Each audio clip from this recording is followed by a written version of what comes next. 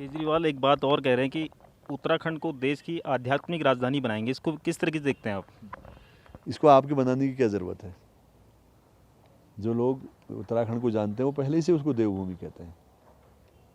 देवभूमि के तौर पर कितनी तरह की राक्षसी मायाएं हैं। वो कहें ना कि उत्तराखंड के अंदर हम पूरा वो करेंगे, नशा मुक्त उत्तराखंड राज्य बनाएंगे, कहें नशा नहीं रोजगार दोगी तो पहली बात थी नशा मुक्त राज्य बनाएंगे। लेकिन उन्होंने दिल्ली में क्या किया? दिल्ली में जब कोविड पीरियड, जब कोरोना कर्फ्यू लग रहा था, उस वक्त उत्तर प्रदेश की सरकार ने, उत्तराखंड की सरकार ने, दिल्ली की सरकार ने शराब की दुकानें खोली। तो अगर आप इतने संवेदनशील होते तो वो करते, तो आप कहो ना कि उत्तराखंड के अंदर हम हर तरह के नशे का प्रतिकार करेंगे। हम आध्यात्मिक राजधानी का मतलब, अध्यात्म तो आदमी का व्यक्तिगत चीज़ है। कोई भी व्यक्ति का वो क्या माने क्या ना माने, वो मंदिर माने, वो मस्जिद माने, वो हमारे यहाँ के जो हमारे स्थानीय देवता हैं हरुहित को माने या हमारे गोल देवता को माने, वो जिसको माने ये उसका हक है। तो आपके बनाने से नहीं होने वाला है। और आपको तो भारत के संविधान के आधार पर काम करना चाहिए। आपको लोगों की जो अपनी व्यवस्था को आप दुरुस्त करेंगे तो अपने आप आध्यात्मिक राजधानी हो जाएगी, अपने आप लोग आध्यात्मिक ओर बढ़ जाएंगे। तो इस तरह की जो बातें होती हैं ये लोगों को के भावनाओं को का उपयोग करने के लिए होती है शायद। तो मुझे लगता है कि अरविंद केजरीवाल जैसे जो साथी हैं उनको थोड़ा जो है इस तरह की बातों से अलग, जो एक लोकतांत्रिक तरीके से इस सवालों को लेना चाहिए। और लोग जो हमारे बेरोजगारी की समस्या है, कृषि का जो हमारा सबसे बड़ा संकट आके खड़ा हो गया है, जंगलों पर हमारे अधिकार खत्म हो गए हैं, वन पंचायतों पर को फॉरेस्ट के अधिकार वहाँ चले गए हैं, हमारे पूरे समाज में नशे का बहुत बड़ा वो हो रहा है और हमें काम नहीं मिलता है, हमारे सारे प्राकृतिक संसाधनों पर कब्जा है, हमारे यहाँ स्टोन क्रशर बनाए गए हैं, बाहर के तमाम लोग हमारे हिमालय से जो उनका खनन कर रहे हैं और यहाँ के लोगों की कोई भागीदारी नहीं है। आप कहिए ना, मैं तो कहता हूँ ये कहा जाए, सारी पार्टियां इस बात को कहें कि उत्तराखंड में को अगर बेरोजगारी से मुक्त करना है तो इसकी कृषि जो बातें मैंने कही, उसके अलावा मैं ये चाहूँगा कि वो ये कहें कि उत्तराखंड के अंदर अगर कोई भी संस्थान खुलेगा, कोई भी अगर कंपनी खुलेगी तो उसमें 51% शेयर आपके स्थानीय आदमी का होगा। ये बात कहो तो रोजगार अपने आप बढ़ जाएगा। आपको लेना पड़ेगा। आज तो हमारी ज़मीनों पर कब्जा करके चौकीदार बना रहे हैं, चौकीदार बना के 2-3 हज़ार रुपये वो दे रहे हैं। तो ये डिक्लेयर करो ना, तब हम मानेंगे कि अच्छी बात। ये कांग्रेस को भी बोलना चाहिए, भाजपा को भी बोलना चाहिए, तमाम लोगों को बोलना चाहिए। सर, बीजेपी ने अपने 4.5 साल के कार्यकाल में 3 मुख्यमंत्री बदल दिए हैं। पहले के 2 मुख्यमंत्री पर आप क्या कहेंगे और वर्तमान मुख्यमंत्री जो पुष्कर सिंह धामी हैं उनके कामकाज पर आपका क्या नज़रिया है? देखिए, मैंने पहले कहा कि बीजेपी और कांग्रेस दोनों एक सिक्के के 2 पहलू हैं, एक राजनीति के 2 चेहरे हैं। किसान आंदोलन देश में चल रहा है जिसका हम पूरा समर्थन करते हैं और बिना उनसे पूछे सारी बातें हो रही थी। तो सरकार के लोग बोलते हैं कि ये कानून तो आप लाने वाले थे, मनमोहन सिंह जी लाने वाले थे। तो कहाँ कांग्रेस और बीजेपी में तो कोई अंतर नहीं है। और बीजेपी की स्थिति तो ये है कि यहाँ तो हमारे जो लीडर हैं वो तो छोटी छोटी बातें भी नहीं बोल सकते। तो जो भी मुख्यमंत्री बना इस राज्य में उसका अपना कुछ नहीं है, ये सब केंद्र की कठपुतलियाँ हैं। केंद्र जिस तरह से उसको संचालित करता है उस तरह संचालित करते हैं। अब 2 मुख्यमंत्री और तीसरे मुख्यमंत्री, ये आपका सबसे बड़ा मामला है कि आपको एक 5 साल 4.5 साल में आपको 2 मुख्यमंत्री बदलने पड़ गए।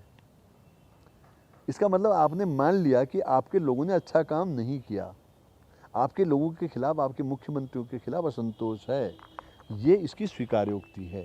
अब तीसरा चेहरा इसलिए ला रहे हैं कि दोनों चेहरे जिस काल कोठरी में आप बैठे हुए हैं उनके चेहरे पर वो कालिक दिखाई पड़ने लगी है, इसलिए आपने उनको हटाकर एक तीसरा चेहरा ला के रख दिया ताकि कुछ सफाई दिखाई पड़े। व्यक्तियों के बारे में मुझे कुछ नहीं कहना, लेकिन मैं ये कहना चाहता हूँ कि ये दोनों जो वो ये बातें वो कर पाएंगे क्या? इतना अधिकार उनको है क्या? केवल पोस्टर लगाने से, बड़े बड़े बैनर लगाने से, बड़ी बड़ी घोषणा करने, जो कल की तुम्हारी घोषणाएं थी, 2 करोड़ लोगों को रोजगार देने की बात थी, हम ये कर देंगे। नोटबंदी के बाद आपने जो घोषणाएं की, उत्तराखंड को विकास और अस्पताल के बारे में जो आपने बात करी, जो शिक्षा के बारे में आपने बात करी, सारा आपने जो है वो सारा व्यापार बना दिया, धंधा बना दिया है। और सारे जो हमारे नेता हैं, जांच कर लीजिए बीजेपी कांग्रेस के नेताओं की, सारे बड़े अस्पतालों में उनका हिस्सा होगा और सारी जो बड़ी शिक्षा संस्था है उनमें उनका हिस्सा होगा। तो जो ये जो आपका जो सिलसिला बन गया है, इस सिलसिले से बाहर निकलना बहुत मुश्किल है।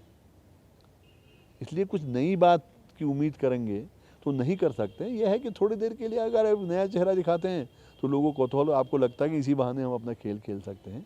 मूलतः सवाल नीतियों का है, कार्यक्रमों का है, आपकी सोच का है, पहाड़ के बारे में आपकी जानकारियों का है, पहाड़ की समस्याओं के समाधान के लिए आपके पास क्या तरीके हैं उसका है, जो आपके पास नहीं है। क्योंकि आपकी सोच, आपके नाम उत्तराखंडी जरूर हैं, लेकिन आपकी जो सोच है, आपका जो विचार है, आपका जो निर्णय है, वो बाहर का है, दिल्ली का है। और दिल्ली में भी किसका है वो सब देख रहे हैं।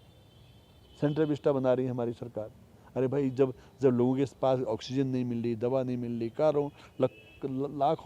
लाखों लोग जो है ऑक्सीजन की कमी से मर गए, उस वक्त अगर आप अपने लिए बहुत बड़ा विमान खरीदते हैं तो ये तो सोच, ये सोच वहाँ से संचालित हो रहा है।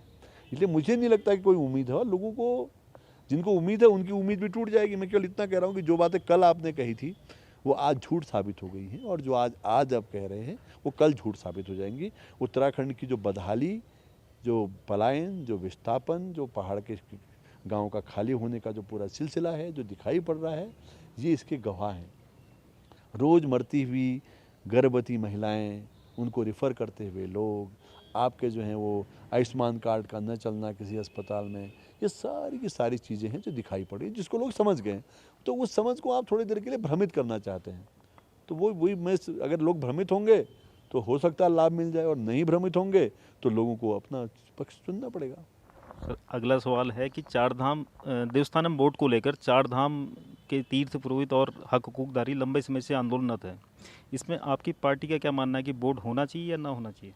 देखिए, जब ये बोर्ड बन रहा था, इस पर विवाद शुरू हुआ था, तब भी हमने कहा था कोई भी फैसला नौकरशाहों और चंद राजनेताओं को करने का अधिकार नहीं होना चाहिए। लोकतंत्र का मतलब एक भागीदारी वाला लोकतंत्र होता है। अगर देवस्थानम बोर्ड को बनना है या नहीं बनना है, तो प्रपोजल सबसे पहले उन प्रभावित लोगों के पास जाना चाहिए था, उनके साथ डिस्कशन में जाना चाहिए था। उनकी जो राय है उसके आधार पर कानून का निर्माण होना चाहिए था। वो तो आपने किया नहीं। पहले आपको सुर लग गया कि हम इसको बना देते हैं, आपने बना दिया, अब आप उसका रास्ता निकालना चाहते हैं। ठीक वैसे ही जैसे हम देखते हैं कि यहाँ पर जो है उत्तराखंड के अंदर इन्होंने जिला विकास प्राधिकरण लगा दिया, वो लोगों से अब उसका पूरा विरोध हो रहा है। तब एक मुख्यमंत्री ने कहा ये तो लूट का अड्डा है, एक पहले मुख्यमंत्री ने कहा मैं इसको स्थगित करता हूँ, न वो स्थगित हुआ और न वो लूट का अड्डा बंद हुआ। तो ये और वहाँ पर भी आपने परिस्थिति को देखना चाहिए था, क्योंकि आप समझते हैं कि आप पूरी तौर पर नौकरशाहों के हाथों में खेलने वाले लोग हैं, और उत्तराखंड की राजनीति को आपने अपराध और अराजकता की राजनीति का हिस्सा बना दिया है। एक यहाँ की मंत्री हैं, उनका देख लीजिए आप, उनके पतिदेव के खिलाफ रोज वारंट निकाल रहे हैं। तो ये संवेदनहीन सरकारें हैं, और ये संवेदनहीन सरकारें कोई भी कानून बना रही हैं, कोई भी चीज़ें बना रही हैं, जिनके लिए बनाए जा रहे हैं उनके से संवाद नहीं करना चाहते। जब संवाद नहीं करेंगे तो उन चीज़ों का विरोध होगा। और इसे देवस्थानम बोर्ड के बारे में मेरा आज भी कहना है कि पहले उसको आप भंग करिए, और भंग करने के बाद उन लोगों के साथ बैठ के कोई भी कानून बनना है उनके साथ बात करिए, उनकी भागीदारी के साथ कानून बने जिसको लोग स्वीकार करें। ये मैं कहना चाहता हूँ। सर, आप लोगों ने उत्तराखंड आंदोलन को परिणति तक पहुंचाया। उत्तराखंड आंदोलन में गैरसैंण राजधानी का मुद्दा आपके उसमें जोर शोर से उठा आंदोलन में। आपको क्या लगता है कि 21 साल बाद भी अगर गैरसैंण को राजधानी नहीं बनाएगी तो आपको क्या लगता है कि क्या सोचेंगे? देखिए, हम लोगों ने, उत्तराखंडियों ने बहुत बड़ा बलिदान किया। 42 शहादतें दी, मुजफ्फरनगर जैसे कांड का दंश झेला, महिलाओं का अपमान झेला। ये देश के लोकतंत्र पर बहुत बड़ा कहें कुठाराघात है। और अफसोस है कि 20 साल 21 साल सरकार में आने वाले लोगों ने उनको दंडित नहीं कर सका। रोज़ तो हर साल 2 अक्टूबर को विरोध दिवस मनाते हैं, 1 सितंबर को विरोध दिवस मनाते हैं, उनकी बात करते हैं। आपने 3 राज्य बने, 2 राज्यों की आपने राजधानी बनाई। आपने उत्तराखंड में कहीं पर भी राजधानी को लेकर कोई विवाद नहीं था, सब गैरसैंण चाहते थे। कौशिक समिति ने इस बारे में जो रिपोर्ट 5 मंत्रियों की जो समिति उत्तर प्रदेश ने बनाई थी, उस समय उसमें सारी चीज़ें लिखी हुई थी। आपके खुद के नेता जो आज गवर्नर हैं, उनकी किताब को आप देखिए, महाराष्ट्र के, उनकी किताब में लिखा हुआ है। तो आप नहीं बनाना चाहते, आप उत्तराखंड के पर्वतीय क्षेत्रों के लिए जो मांग थी आप उसको विकृत करना चाहते हैं। इसलिए कई बार आप कहते हैं कि इसमें सहारनपुर को मिला दिया जाए, रानपुर को मिला लिया जाए, उत्तर प्रदेश 3 हिस्से कर दिया जाए, क्योंकि जैसे आप चाहते हैं कि हिमालय का कोई भी राज्य, वो कश्मीर से लेकर अरुणाचल तक कोई राज्य हो, आपको वो अखड़ जाता है। इसलिए आप उत्तराखंड राज्य की अवधारणा से खिलवाड़ कर रहे हैं। और सबसे ज़्यादा जो प्रोटेक्शन आपने दिया, जो अनंत कुमार वहाँ का डीएम जो जिसने कहा थी कि महिलाएं गन्ने के खेत में जाएंगी तो बलात्कार होगा ही हो, उसको प्रोटेक्शन दिया। हमारे जो डिफेंस मिनिस्टर हैं उनका पीए रहे वो लोग, तो कैसे करेंगे? यहाँ के लोगों को तो हाई कोर्ट तक घेरना पड़ा इस सवाल पर। तो हमारा ये कहना है कि उत्तराखंड राज्य की अवधारणा को लागू करना वही कर सकते हैं जो उस लड़ाई में शामिल रहे। और उत्तराखंड हम शुरू से कह रहे थे कि उत्तराखंड कैसा उत्तराखंड, नए भारत के लिए नया उत्तराखंड कहा था हम लोगों ने, तो हमारे जो संगठन थे, नए भारत के लिए नया उत्तराखंड, और उसमें उसकी अवधारणा को लागू करने की बात थी। वो अवधारणा तो आपने नष्ट कर चुके हैं। ये तो आज बिल्डरों की, माफियाओं की, बड़े कार वालों की, मंत्रियों की और तमाम उसकी और जो क्या प्रोटोकॉल के नाम पर जो सारे वो कर रहे हैं। यहाँ के मेडिकल कॉलेज के प्रिंसिपल को आप लोगों की जानकारी में होगा, एक मंत्री की सनक पर वो चली जाती हैं और सारे उसमें करते हैं। तो क्या उम्मीद करें? इनसे कोई उम्मीद नहीं करते। गैरसैंण राजधानी ये नहीं बनाएंगे, हम लोग आएंगे। जनता अगर जिस दिन इसको बात समझे, उस दिन गैरसैंण राजधानी ही भी बनेगी और उसका जो अवधारणा भी लागू होगी। गैरसैंण भी बना देने से राज्य की अवधारणा अगर लागू नहीं होगी तो भी कुछ नहीं होगा। इसलिए हमको समझना चाहिए कि गैरसैंण एक राजधानी की जगह नहीं है, बल्कि गैरसैंण एक अवधारणा है, जो एक हिमालयी राज्य की अवधारणा है और जो इस देश और दुनिया को नई दिशा दे सकता है, उसकी अवधारणा है। और उसको वही लोग कर सकते हैं जो उसको समझते हैं। किराए के लोग या कठपुतली लोग उसको नहीं कर सकते। वो तो केवल प्रचार प्रसार कर सकते हैं, दमन कर सकते हैं, मुकदमे कर सकते हैं, झूठ कर सकते हैं। नैनीशार में पिछली बार से मुकदमा चल रहा है, आज भी चल रहा है। भाजपा ने बड़े बड़े वायदे किए, वही हैं। तो उनको क्या करना है? उनको कुछ नहीं करना है। जनता को सोचने की बात है, जनता को सोचना चाहिए। सर, बात करते हैं उत्तराखंड की स्वास्थ्य व्यवस्थाओं की। उत्तराखंड की स्वास्थ्य व्यवस्थाएं अभी भी लचर है। आपने तो खुद अपनी पत्नी को इसी लचर स्वास्थ्य व्यवस्था के कारण खोया। तो कहाँ कमी रह जा रही स्वास्थ्य व्यवस्थाएं वो करने में सरकारों की तरफ से? देखिए, हमारा एक स्लोगन है, और हमने यहाँ जब हमारी पत्नी का गलत इलाज हुआ था और अस्पताल में ही नकली डॉक्टर बैठा हुआ था, ये मजिस्ट्रेट इंक्वायरी में सामने आया। और उनका क्या, तमाम लोगों का ऐसा हुआ है, बहुत सारे लोग गए हैं, वो तो एक वो है। तो हम लोगों ने जन स्वास्थ्य संघर्ष मोर्चा बना के इस लड़ाई को लड़ा था। और हमारा नारा था, स्वास्थ्य है सबका अधिकार, बंद करो इसका व्यापार। जब आप स्वास्थ्य को व्यापार बनाने वाली नीति को लेकर आएंगे, जब आप शिक्षा को व्यापार बनाने वाली नीति को लेकर आएंगे, तो स्वास्थ्य कहाँ मिलना है? क्योंकि तब आपको उन प्राइवेट अस्पतालों का, जिसमें आपका हिस्सेदारी है, जिसमें आपके आदमी का हित निहित है, आप उसके लिए काम कर रहे हैं। तो जो पहले हमारी स्वास्थ्य सेवाएं थी, भले ही वो कमज़ोर थी, लेकिन तब भी वो जो थी वो सबके लिए मौजूद थी। तो ये सारी चीज़ें आपने ख़त्म कर दी हैं। अब आप पीपी बोर्ड में लेना चाहते हैं और पीपी बोर्ड के खिलाफ विरोध हो रहा है। आप जो हैं गोल्डन कार्ड बना रहे हैं कर्मचारियों के, और उसकी मर्जी के बिना पैसे काट रहे हैं। तो जन स्वास्थ्य संघर्ष मोर्चे की ओर से हम लोगों ने तत्कालीन मुख्यमंत्री के संग मिले थे, बात की थी। हमने उनसे कहा था एक आयोग का गठन किया जाए, जो हमारी सीमाओं को देखते हुए उत्तराखंड में स्वास्थ्य सुविधाओं का स्वरूप क्या होना चाहिए। और हमने कहा था वो आयोग बने, उस आयोग में न्यायिक आयोग हो, उसमें हर तरह के विशेषज्ञ हो, डॉक्टर हों, नर्सेज हों, पीड़ित लोग हों, तो वो उत्तराखंड की स्वास्थ्य सेवाओं के बारे में पूरी बात करें। लेकिन सरकार ने उसको नहीं बनाया। फिर हमने सरकार से कहा कि उसी के साथ हमने कहा कि कम से कम एक, अगर हम चाहते हैं कि स्वास्थ्य की वास्तविक स्थिति क्या है, तो जन सुनवाई होनी चाहिए। किसी भी क्षेत्र में, मतलब राजधानी से लेके गांव के प्राथमिक स्वास्थ्य केंद्र तक स्वास्थ्य सेवाओं, अगर किसी को उसके कोई दिक्कत है, तो वहाँ पर महीने के में 2 महीने में एक बार जन सुनवाई होनी चाहिए। जैसे तहसील दिवस का कार्यक्रम करते हैं वो कर, और उसको उससे हमारी स्वास्थ्य सेवाओं की दशा पता चलेगी।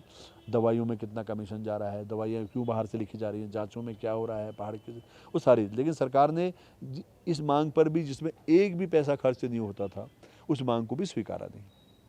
स्वास्थ्य की बदहाली, शिक्षा की बदहाली के लिए जनता जिम्मेदार नहीं है। स्वास्थ्य और शिक्षा की बदहाली के लिए वो लोग जिम्मेदार हैं जो इनको व्यापार बनाना चाहते हैं, धंधा बनाना चाहते हैं।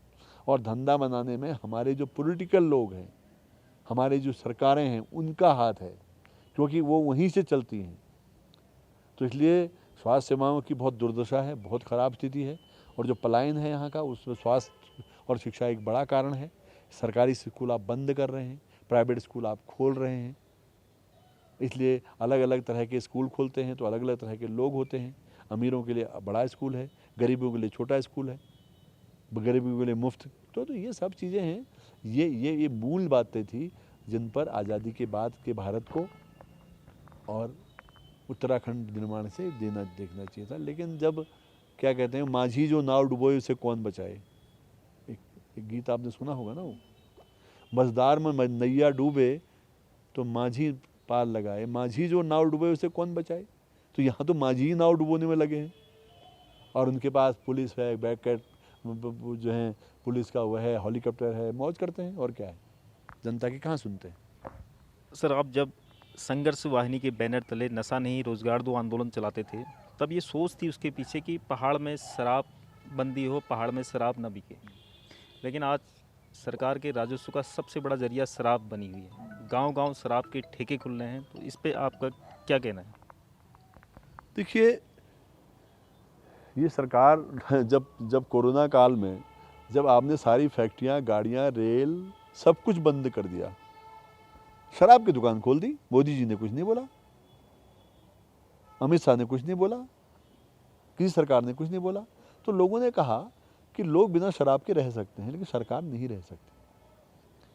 ये मैं कहना चाहता हूँ कि सरकार में राजस्व के नाम पर जिस शराब की बात की जा रही है, वो राजस्व सरकार के पास नहीं आता है। वो राजस्व हमारे चुनाव के फंड के तौर पर जाता है। वो हमारे तमाम मंत्री, विधायक, नेता, प्रतिपक्ष, ये वो, यहाँ तक कि बहुत मामलों में जो उनके पास जाता है। इसलिए भैया, इसलिए वो उसको वो वापस नहीं करना चाहते, इसलिए वो उस पर कोई जनहित में कोई नीति बनाना ही नहीं चाहते। जब सरकार ही ऐसी होंगी और नशा बढ़ाना चाहती है। हालांकि मैं ये बात मानता हूँ कि नशा नहीं रोजगार दो आंदोलन के बाद बहुत बड़ा फ़र्क आया। बहुत सारे लोगों ने, बहुत सारी महिलाओं में वो ताकत आई, उन्होंने अपनी लड़ाई से अपने समाज को अच्छा बनाया है।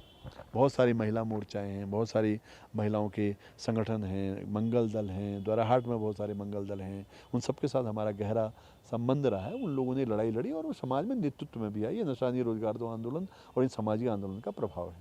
और यही प्रभाव जब राजनीतिक प्रभाव में बदल जाएगा तो बदलाव को कोई रोक नहीं सकता। जब लोग राजनीति और सामाजिक उसको अलग अलग समझेंगे, जैसे समझाया जाता है, तो फिर चीज़ें गड़बड़ रहेंगी। सर, उत्तराखंड में चुनाव नज़दीक हैं 2022।